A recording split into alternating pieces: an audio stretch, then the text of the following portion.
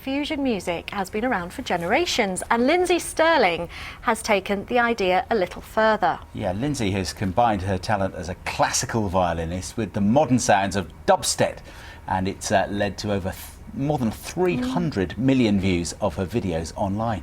She's here this morning. Good morning. Good morning. How are you? I'm very good. And you've brought a violin with you, and it's a special one, isn't it? Yes, this is a carbon fiber violin. Its name is Nero. Nero? Why Nero? Nero means black in Italian, and also one of my favorite electronic artists is Nero. So I suppose that's a classic, that is an embodiment of your fusion, isn't it? That's it's right. The classical instrument and the modern stuff, yeah. Bam. OK, we'll talk a bit more in a moment, but first, should we have a listen? Yeah, that'd be lovely. Here's a bit of Lindsey playing. Bridges must play havoc with your strings, don't they? Yes, and my poor fingers. You exactly need gloves on or something. I know, I wish. It was well, lovely to see it there on the big screen. I was watching that on YouTube last night, which is quite apt, isn't it? Because that's where your newfound fame over the past year has come from, because you took control, you put yourself out there after what Piers Morgan said that you were unmarketable. That's right. It is amazing, the power of the internet, you know. I went on America's Got Talent in front of millions and millions of viewers, and it did nothing, and yet putting videos online is what changed everything for me. So it's an amazing platform.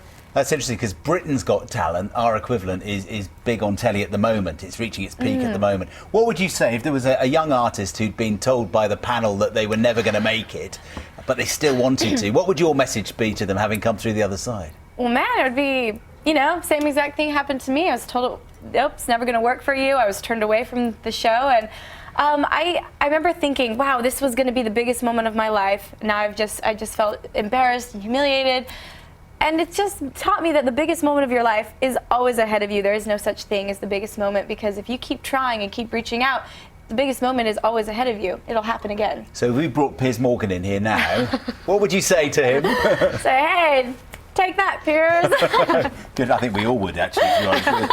You definitely proved him wrong. I mean, obviously a very, very strong character and hugely talented. And you've developed, dubstep. Tell us about that, for people perhaps won't know exactly what it means, because that's your style, isn't it? Yes, I mean, that's some of the style I do. I do electronic music, and dubstep is a very harsh sounding side of electronic music. There's lots of drops and, you know, very harsh bass sounds and very specific timing.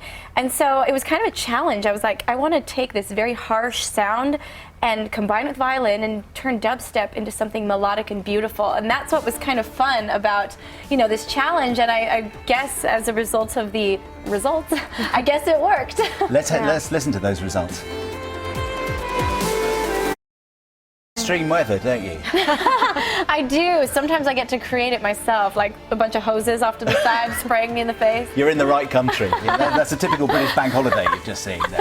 Yes. I mean, you've pushed it in terms of the technology on YouTube and the internet. You've also sort of done different things like providing music for video games as well, haven't you? I mean, you're a very modern artist. Is that deliberate or just who you are? You know, the video game covers came as a result of just kind of one experiment. I had been told I looked kind of like Link from the game Zelda. Yeah. And I love the music from it, so I did that once, and it got this huge following of people that react to game music. And so I've just continued to, you know, they request songs, so they are my supporters, so I do them. And it really looks so energetic as well, Lindsey, dancing. There are ballet moves in there as well. I mean, it shows that you're interested in so many different parts of performance, I suppose. Do you decide what you're going to put in, or do you make the dance up as you go along? Oh, it depends. Certain songs are choreographed. Most of them are just kind of like, you know, spur of the moment. Oh, I'm going to twirl here, you know. You've got to be pretty strong to keep that up, because it's energetic. I mean, and also the violin needs to be quite strong. I guess that's why it's made as it is made. Yes, definitely. And I mean, it is kind of fun that basically this, you know, unique style that I get to do now is just a result of all my favorite things. You know, it's like, well, I like dancing, I like electronic music, I love the violin, I love funky costumes. Let's throw this all together and call it my style. And it works. Fantastic. It certainly does. Well, you're doing really well, and congratulations. Thank you. And America's Got Talent. Who needs that, eh? Lindsey Stirling's self-titled debut. Well, it's out today.